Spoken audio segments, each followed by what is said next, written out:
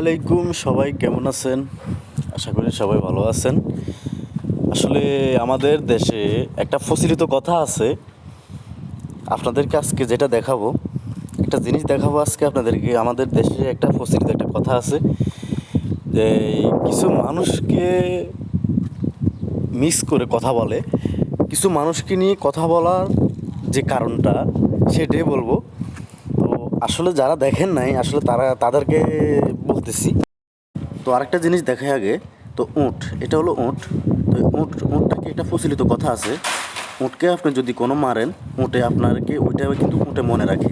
তো উটে মনে রাখে বলতে কি, উটকে যদি আপনি মারেন, ওই উট নাকি 5 বছর পরে হইলেও কি আপনাকে মানে আপনার একটা না একটা ক্ষতি করবে, বা এরকম ধরনের কিছু কথা বলে মানুষে। তো আসলে উটে কিন্তু নাকি মানুষ কামড়ায়।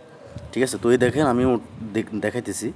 আমি উটের কাছে গেছি, অবশ্যই মনে করেন আমি উটগুলোর অনেক সময় আমি এই উটের খেজমত করছিলাম। তো যাক, তো এই দেখেন এটা হলো আপনার এই গাধা। ঠিক আছে, ওই যে গাধা বলে আর কি, আমাদের দেশে একটা প্রচলিত কথা আছে, এটা হলো গাধা।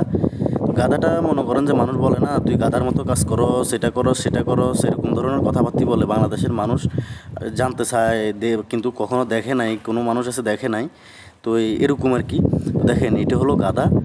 মূলত গাধার সাইজ কিন্তু বেশি বড় হয় না, গাধার সাইজ এই ছোটো আকারে হয়, গাধার সাইজ বেশি বড় হয় না। তো এ হলো গাধা, সবাই তো দেখতে